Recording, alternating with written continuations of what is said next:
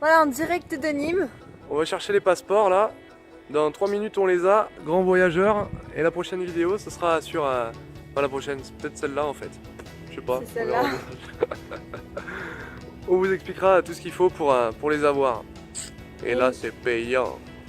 À tout à l'heure.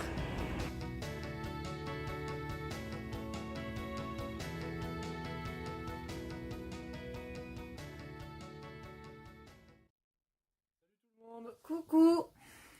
Alors aujourd'hui, on fait cette vidéo pour vous parler des passeports. Comment les avoir, où les demander, toutes les grandes questions qui seront dessus. Ouais. Et là, on tourne la vidéo, il est 1h20 du matin. Donc, on a des têtes de déterré, c'est normal. Et ouais, je suis fatiguée. Et du coup, on va donner toutes les informations qu'on peut donner, tout ce qu'on a pu avoir en se renseignant un peu partout.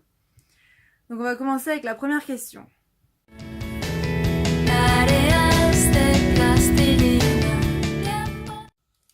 Alors, du coup, il faut le demander en mairie ou en annexe de mairie ou dans les consulats. Sachant que nous, en mairie, on a demandé un rendez-vous au mois de juillet, c'était pas avant le mois de septembre. Donc on s'est dit, laisse tomber, ça va pas le faire. Et donc Théo a cherché un peu et tout, et en fait il a trouvé un rendez-vous dans une annexe de mairie. Et en fait en une semaine on avait eu un rendez-vous. Donc c'était un peu plus loin, on l'a eu à Nîmes. Et mais bon, voilà, même si c'était un peu plus loin, forcément, avec le temps qu'on gagnait, quand on pèse le pour et le contre, il n'y a pas photo. Donc du coup, on a eu un rendez-vous hyper rapidement.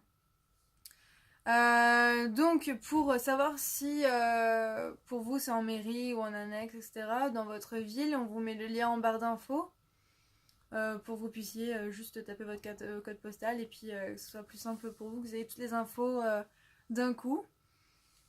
Et voilà.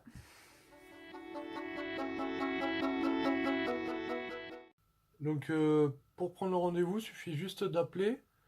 Ou tout simplement, nous sur Nîmes, ça s'est fait par internet, donc c'est très rapide pour tous les Gardois, Héraultais et les régions environnantes. Donc sachez déjà que il n'y a pas du tout besoin d'être dans le département ou quoi, vous pouvez faire votre demande dans n'importe quelle mairie, etc. de France. Donc super simple, Nîmes, franchement c'était top. Bon, il fait un peu chaud en ce moment, mais c'est plutôt pas mal. Après, ça a mis, du coup, on a mis une petite semaine à prendre le rendez-vous, enfin, à aller jusqu'au rendez-vous. Une fois le rendez-vous passé, les pièces données, 3 semaines grand max, on avait les passeports biométriques, grand voyageur en plus, donc au top.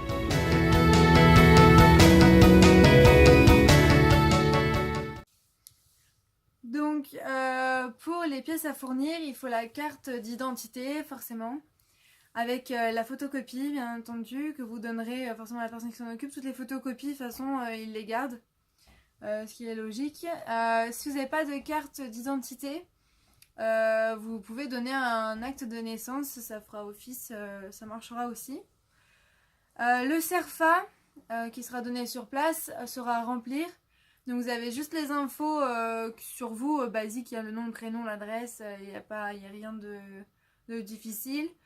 Et il faut le nom, l'adresse, le lieu de naissance aussi de vos parents. Après, il va vous falloir le justificatif de domicile. Donc, s'il est à votre nom, c'est tout bon, la photocopie, ils vous l'embarqueront. Après, si jamais vous êtes chez vos parents ou chez quelqu'un, il va vous falloir l'attestation et la carte d'identité de la personne qui vous héberge. Donc l'attestation disant que vous êtes hébergé à titre gratuit ou pas, hein. C'est vraiment pour prouver que vous êtes chez la personne, sa carte d'identité qui photocopieront directement là-bas. Après, deux photos d'identité, forcément, couleur, aux normes européennes, comme d'hab. Et surtout 86 euros en timbres fiscaux. Donc vous pouvez les acheter soit dans les tabacs, soit sur internet. Nous on a opté pour les tabacs, enfin moi en tout cas. Parce que Charlotte faisait un renouvellement, moi c'était mon premier. Donc au moins c'est plus sûr, on le donne direct, il le colle et c'est envoyé et basta quoi.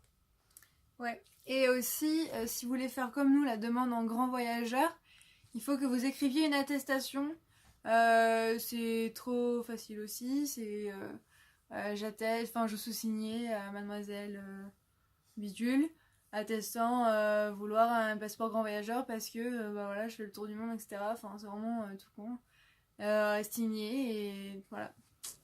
Rien de difficile. T'as dit con? Donc, sachant que un passeport grand voyageur a 12 pages de plus qu'un passeport normal. Voilà. Donc, moi, j'avais fait le renouvellement parce que le mien était plein. Et c'était exactement les mêmes papiers à fournir que Théo qui faisait son premier passeport. Voilà, la seule différence, bah, c'était les timbres fiscaux en fait. Voilà, les papiers c'était exactement pareil.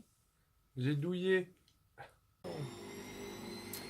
Donc pour les papiers, donc là on a le passeport avec nous et le permis international, donc on voulait vous les montrer rapidement. Donc le passeport, il se présente comme ceci, c'est tout con. Une Pokéball. Voilà, je pense que tout le monde sait à quoi ressemble un passeport. Donc sur la première page, je vous montre que la photo parce qu'elle est drôle. Hop, vous avez la photo. La photo. Sur la prochaine vidéo, je vous montre la carte d'identité de Charlotte. Vous allez voir. Avec donc toutes les coordonnées, donc je vais cacher forcément.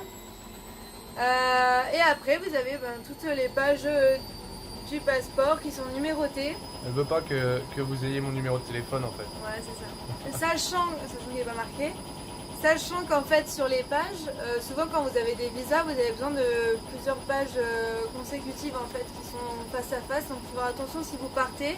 Par exemple, je crois que c'est en Chine, enfin dans quelques pays en fait, ils demandaient vraiment 3, voire 4, voire 5 pages consécutives.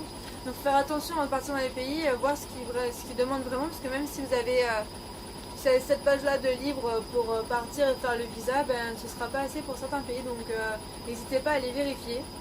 Donc nous, du coup, on a un grand voyageur, donc il a 48 pages. Ouais, c'est ça. Donc il a 48 pages, sachant qu'il y a une page blanche qui sert à rien, la dernière sert à un petit peu. Mais 48 au lieu de 36. 36, c'est ça. Voilà. Elle a 12 de plus. Voilà, donc ça paraît pas grand chose, mais en fait c'est énorme quand même, 12 pages. Mais En sachant plus. qu'il y a même des pays qui demandent des face à face. Ouais, voilà, c'est ça, nous, oui, les pages consécutives. Ouais. Donc, du coup, voilà, n'hésitez pas à vérifier, à regarder dans vos passeports si vous avez vraiment assez de place. Et aussi, une dernière chose, il y a des pays qui demandent d'avoir le passeport valable encore 6 mois après la date de retour.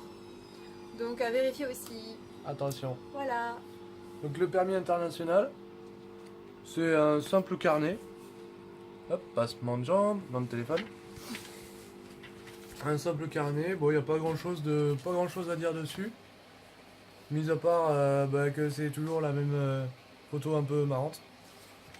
Et après, c'est selon vos permis en fait, tout ce que. Si vous avez le A, A1, B, B1, etc., c'est retranscrit. Donc là on a du grec, on a de l'espagnol certainement, de l'arabe, de l'anglais et de l'allemand. Donc voilà. Je sais pas si ça marche en Russie, on n'a pas trop regardé. Mais c'est délivré. Si, c'est international. Oui, donc c'est international, donc à partir de là. Enfin, rien de plus à dire, c'est juste un petit papier plutôt sympa, moi j'aime bien. C'est sympa, c'est un petit carnet. Et qui vous permet de conduire un peu partout. Faites attention, en Chine ils conduisent comme des fous, apparemment. Le permis, il est assez gros quand même. Hein. Enfin, par rapport au passeport, il est hyper gros, donc à cacher et tout, c'est pas évident. Et en plus, il est pas rigide, donc à faire vachement gaffe de pas abîmer. Ah ouais, ça prend la flotte, c'est mort. Sachant que beaucoup de pays demandent aussi le permis français, en plus du permis international, donc pensez à prendre les deux quand vous partez. C'est pas parce que vous avez le permis international que vous allez pouvoir conduire, il faut quand même, dans certains pays, il faut quand même les deux. Donc prenez les deux, renseignez-vous, à voir. Et voilà. Et n'oubliez pas d'aller voir le lien en barre d'infos. N'oubliez pas aussi et surtout de vous abonner, forcément, c'est pas déjà fait. De partager un maximum. Et on a un compte Instagram maintenant. Ça y est.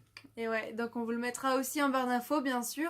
N'hésitez pas à y aller. Donc on commence tout juste, hein, c'est comme les YouTube, Facebook et ça, on commence, donc il n'y a pas encore grand chose, mais ça va venir très très vite. On va essayer de poster tous les jours, déjà sur Insta. Donc tous les jours du coup sur Facebook et faire 2 vidéos par semaine. Voilà. au max. Croisons les doigts, on va essayer parce que bah, là on fait à 1h du matin parce que on n'arrive pas à trouver de temps, mais on y arrive quand même. C'est un peu la galère entre le travail, la saison, etc. Et puis Mais bon, préparer le tour du monde force et aussi. honneur, Mm. c'est du boulot.